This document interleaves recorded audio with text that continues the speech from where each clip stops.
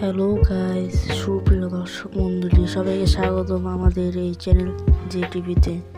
আজকে আমরা নতুন একটি গল্প নিয়ে আলোচনা করব। চলুন গল্পতে যাওয়া যাক।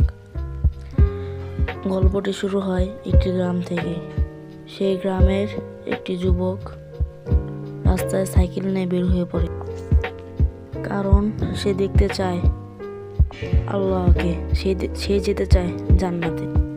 আসলে মূল ঘটনাতে হচ্ছে, আল্লাহ তাআলা একটি কোরআনের আয়াতে বলেছেন যে তোমরা আমাকে নিয়ে গবেষণা করো না, তোমরা আমার প্রকৃতি নিয়ে গবেষণা করো, তোমরা আমার প্রকৃতির মাঝখানে আমাকে খুঁজে পাবে। এটাকে বাস্তবায়ন করতে গিয়েই সে সাইকেল নিয়ে বের হয়ে পড়েছে ঘোরার জন্য।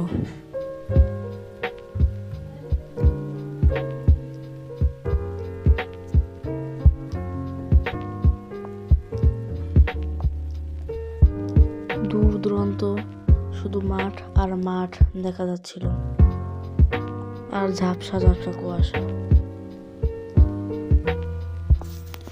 সেই রাস্তায় যেতে যেতে দেখতে পায় একটা সাপ একটা লোককে দংশন করেছে,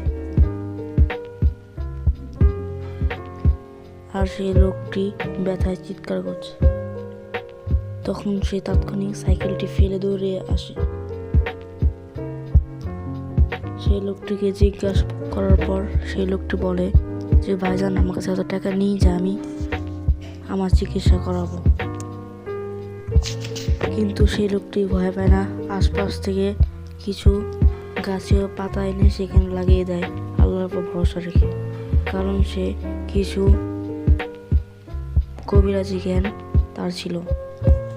তারপরে সেই যুবক সেই পাতাগুলোকে এনে বেটে তার কাটার স্থানে হালকা একটু লাগিয়ে দেয়, আর বাকি টুকটাকে খাইয়ে দেয়। তারপর সেই যুবকটি বলে, ভাইজান, আমি তো আপনাকে লাগিয়ে দিয়েছি কাটার স্থানে আর খাওয়াই দিয়েছি, আপনাকে সুস্থ হয়ে যেতে যাবেন? সেই লোকটি বলে, ভাইজান, আল্লাহ আমার রব, আল্লাহর উপর ভরসা। এটা হওয়ার কতক্ষণ পর সেই লোকটি সুস্থ হয়ে যায়, আর এটা দেখে সেই যুবকটি বুঝতে পারে যে আল্লাহর কত ক্ষমতা।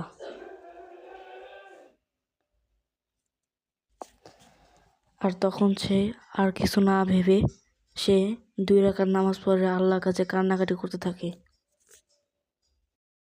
আর হ্যাঁ, সুপ্রিয় দর্শক মণ্ডলী, যারা নতুন এসেছেন আমাদের চ্যানেলে, তারা তাতে সাবস্ক্রাইব আর লাইক করে দেন।